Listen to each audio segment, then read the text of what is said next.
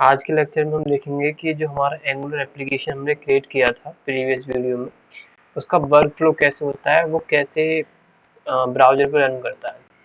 तो सबसे पहले हमारा स्टेप ये होगा कि पहले हम उस एप्लीकेशन पे जाएंगे जो हमने क्रिएट किया था। तो उसके लिए उस फोल्डर को ओपन कर लेता हूँ मैं।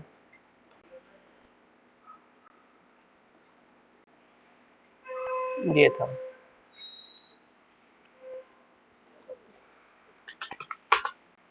ये VS कोड में खोलना है मेरे को, तो मैं लिखूंगा कोड डॉट।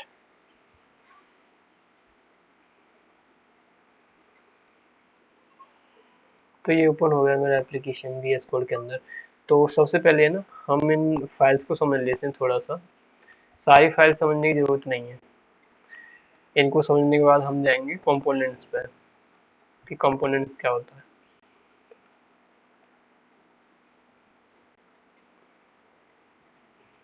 देखो, जो भी हम प्रोग्राम करेंगे, जो भी हम प्रोग्राम अपना लिखेंगे इस एप्लीकेशन के अंदर, वो होगा नोड मॉड्यूल्स के अंदर, एसआरसी के अंदर, एप्लीकेशन के अंदर। एप्लीकेशन के अंदर जो हम कोड लिखेंगे, जैसे एचटीएमएल का कोड लिखना है तो मैं app dot component dot HTML के अंदर लिखूंगा।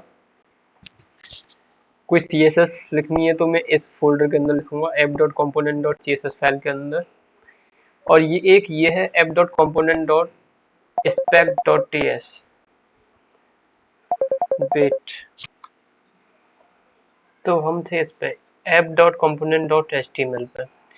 ये जो फाइल होती है ये टेस्टिंग रिलेटेड होती है, सॉरी ये वाली app dot component dot spec dot TS, ये टेस्टिंग से रिलेटेड है। अभी इसको समझने की जरूरत नहीं है बहुत ज़्यादा। उसके बाद है app dot component dot TS. इसमें जो भी हमारा लॉजिक है वो सारा हम इसमें लिखेंगे, यानी टाइप स्क्रिप्ट रिलेटेड जो कंटेंट है या जो भी लॉजिक्स है वो सब हम इसमें लिखेंगे। ये है modules dot T S, app dot module dot T S. इसका काम क्या है? इसका काम जो भी आपके प्रोग्राम एप्लीकेशन की फंक्शनलिटी है उन सबको होल्ड करके रखता है ये। इसका मेन काम ये है। उसके बाद है इंडेक्स डॉट एचटीएमएल। ये बहुत इंपॉर्टेंट फाइल है। ये इंपॉर्टेंट फाइल इसलिए है क्योंकि यही रेस्पॉन्सिबल होती है आपके एप्लीकेशन को ब्राउजर पे एग्जीक्यूट करने के लिए, यानी सबसे आगे यही जाएगी सर्वर के पास। और ये फाइल्स है ना जिनकी अभी बात करी है, app dot component, app dot component, HTML.ts, app module, ये सब इसके बाद आएंगी, ये समझ लो। सबसे आगे ये जाएगी सर्वर के पास और बैकएंड में ये जाएंगी। तो हमारा जो एग्जीक्यूशन होगा एप्लीकेशन का उसके लिए रेस्पॉन्सिबल होगी index.html फाइल। तो ये बहुत इंपॉर्टेंट फाइल है, ठीक है। और इस फाइल के बारे में बात करें, angular.json, हमने पहले जो है यहाँ पे देखो हमने क्या है, बूटस्ट्रैप ऐड किया था तो हमने क्या है यहाँ पे पास दिया था, है ना। तो इसी तरह से अगर हमें कोई एक्सटर्नल सोर्स का यूज करना है तो उसका यूज हम कैसे करेंगे, उसको हम यहाँ पे होल्ड करके रखेंगे angular.json के अंदर, जैसे हमने बूटस्ट्रैप को ऐड करा था, है ना। बूटस्ट्रैप का रेफरेंस हमने angular.json के अंदर रखा था ना। तो वैसे ही हमें यूज करना है किसी और रिसोर्स का, अगर हमें अपने एप्लीकेशन में यूज करना है तो। और ये बाकी कई सारी फाइल्स हैं, इन सभी को भी समझने की जरूरत है नहीं, ठीक है। Style dot C S S, वही CSS रिलेटेड प्रोग्राम, अभी इसके बारे में बाद में बात करते हैं अच्छे से, ठीक है। ये हो गया आपका थोड़ा सा आइडिया कि इन फाइल्स का यूज क्या है। दूसरा काम ये है कि हमें ये वर्क फ्लो समझना है कि हमारा एप्लीकेशन एग्जीक्यूट कैसे हो रहा है। तो जो भी हम अपना काम करेंगे वो करेंगे app dot component dot HTML के अंदर। तो इसको मैंने पुराने वीडियो में एग्जीक्यूट करके दिखाया था, तो ये सब आ रहा था। ये सब कैसे आ पा रहा है, app dot component dot HTML के अंदर ये सारा कोड लिखा हुआ है और ये वहां पे ब्राउजर पे एग्जीक्यूट हो रहा था पुरानी वीडियो में। और अभी मैंने बोला कि इंडेक्स डॉट एचटीएमएल रेस्पॉन्सिबल होता है सर्वर के पास, वही जाता है, उसी की वजह से प्रोग्राम एग्जीक्यूट होता है। तो ये देखो यहाँ पे क्या है ना, ये ऐप रूट है ना, ये वाला, ये आपका सिलेक्टर है। इसकी वजह से क्या होता है, ये जो app dot component dot HTML के अंदर जो कोड है ये ब्राउजर पे एग्जीक्यूट होता है, ठीक है। एक बार पीपीटी ओपन कर लेते हैं, उससे ज्यादा क्लियर हो जाएगा कि क्या वर्क फ्लो है, कैसे इंडेक्स डॉट एचटीएमएल आपका एग्जीक्यूट होता है, ठीक है ना। तो अभी पीपीटी पे चलते हैं।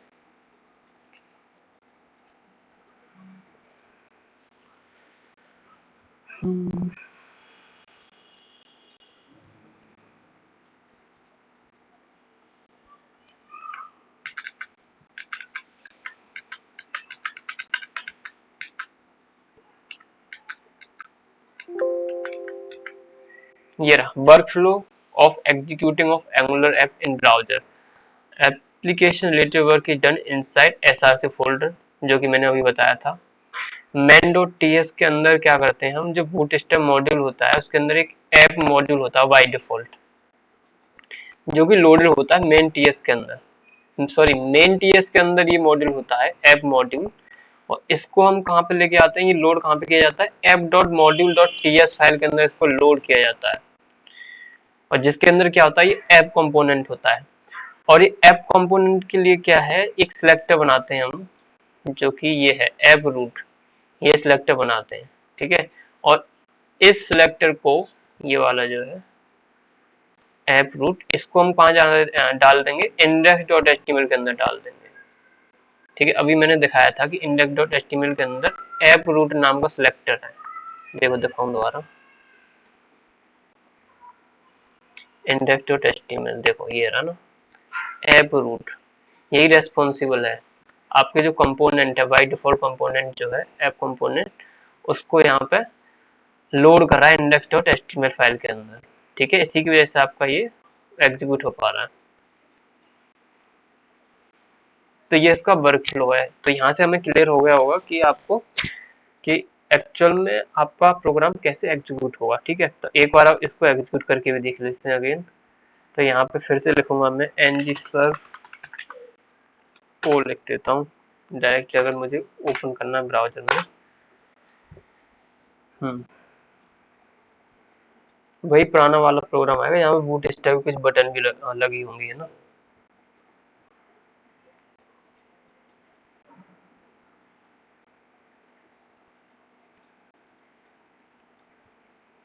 वेट करते हैं।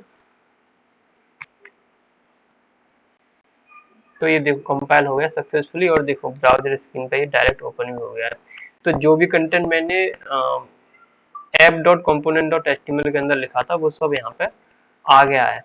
देखो अगर मैं, देखो मैंने बोला था कि ये जो है ना इन ऐप रूट, ये ही रेस्पॉन्सिबल है आपके कंपोनेंट, बाय डिफॉल्ट कंपोनेंट है उसको एग्जीक्यूट करने के लिए। देखो करके देखा, तो अगर मैं इसे कमेंट कर देता हूँ, ठीक है, कमेंट कर दिया, अब देखो ये कुछ नहीं करेगा।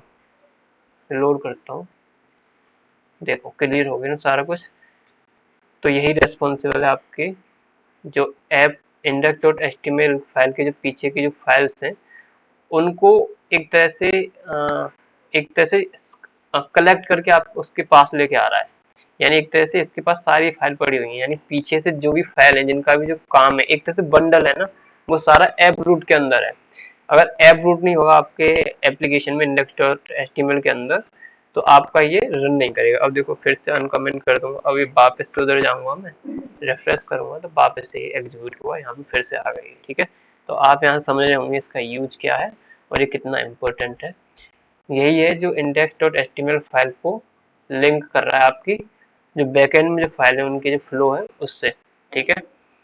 तो यहाँ से इसकी इम्पोर्टेंस आपको समझ आ रही होगी, यही है बस इसमें। और देखो एक और चीज, F dot module dot T S के अंदर देखो हमने बोला था कि ये जो फाइल है ना, सारे के सारे जो कंपोनेंट हैं या और फीचर्स हैं आपके प्रोग्राम से रिलेटेड, आपके एप्लीकेशन से रिलेटेड, उन सबको स्टोर करती है। तो जो एक होता है आपका ऐप कंपोनेंट नाम का एक कंपोनेंट होता है जिसका नाम है ऐप कंपोनेंट, ये डिफॉल्ट कंपोनेंट है इसका, ठीक है। और ये ऐप कंपोनेंट है ना, ये यहाँ पे लोड किया गया है इसे app dot component dot T S के अंदर, देखो यहाँ पे लोड किया गया है, उसका नाम यही था ना ऐप कंपोनेंट, ठीक है। और इसके लिए क्या है, एक सिलेक्टर का यूज किया है, डेकोरेटर इसे कहते हैं, डेकोरेटर। और डेकोरेटर के अंदर जो सिलेक्टर है ऐप रूट, जो कि मैंने इंडेक्स डॉट एचटीएमएल में भी था, है ना, देखो ये ऐप रूट ही था ना, और ये भी ऐप रूट ही है, ठीक है। तो मैं इस सिलेक्टर की मदद से अपनी जो इंडेक्स डॉट एचटीएमएल फाइल है उसको लिंक कर पा रहा हूँ बाकी फाइल से, यानी इन फाइल से F dot component, F dot component dot H T M L और ये डॉट टी एस, इन सब से, ठीक है। और यहाँ पे देखो टेम्पलेट यूआरएल में मैंने F dot component dot H T M L का लिंक भी दे रखा है जिसमें मैंने अपना प्रोग्राम लिखा था। देखो प्रोग्राम कहाँ पर है मेरा, ये रहा F dot component dot H T M L के अंदर मेरा प्रोग्राम है, ठीक है। और यहाँ पे स्टाइल यूआरएल, देखिए यहाँ पे दिया हुआ एरे। एरे इसलिए दिया गया है कि हम अपनी एप्लीकेशन में एक से ज्यादा सीएसएस की फाइल यूज कर सकते हैं, यानी कॉमा लगा के मैं और भी फाइल ऐड कर सकता हूँ अगर मेरे पास और भी फाइल है कोई, ठीक है ना। तो ये मुझे यहाँ पे एरे के फॉर्म में दिया हुआ है। तो ये कुछ वर्क फ्लो है इसका, कि कैसे आपका जो एप्लीकेशन एंगुलर का वो एग्जीक्यूट होगा।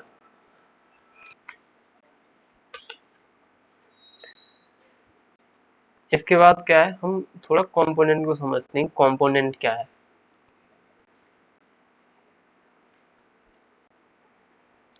तो component are basic building blocks that Angular offers. We have one default component, that is app component. It is simply a class with some decorator at the right component. देखिए अभी मैंने बोला था कि ये क्या है, डिफॉल्ट कंपोनेंट है जो Angular हमें प्रोवाइड कराती है। देखो ये रहा, देखो ऐप कंपोनेंट, ठीक है। और इसको हमने यहाँ पर लोड किया था, ठीक है। और इसके लिए हमने एक सिलेक्टर जनरेट किया था, और उस सिलेक्टर को मैंने कहाँ पे रखा था, index.html के अंदर रखा था। और index.html के अंदर जो रखा था मैंने, इसी की वजह से क्या हमारा फाइल एग्जीक्यूट हो पा रहा था। फिर मैंने ये बताया कि अगर मैं इसे कमेंट कर देता हूँ तो मेरा जो स्क्रीन पर जो कंटेंट विजिबल हो रहा था app.component.html का, वो एग्जीक्यूट नहीं हुआ। तो इसकी इम्पोर्टेंस क्या है वो मैंने बताई, कि सारी की सारी फाइल जो है, जैसे कि app.component.html, app.component.css, ये सारी किससे लिंक है, इससे लिंक है, ऐप रूट से, ठीक है।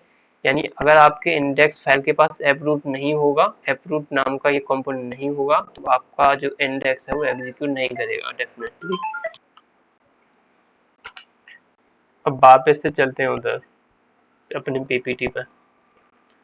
देखो, each component has its own template HTML, its own styling in CSS and its own business logic, ठीक है। How to create your own custom component, देखिए अभी हम नेक्स्ट वीडियो हम देखेंगे कि अपने कस्टम कंपोनेंट कैसे बनाते हैं।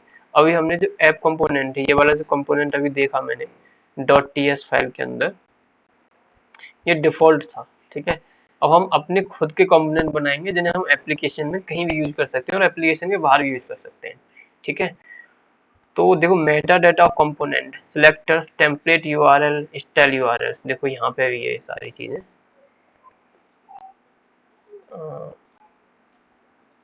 आपका कहाँ पर है,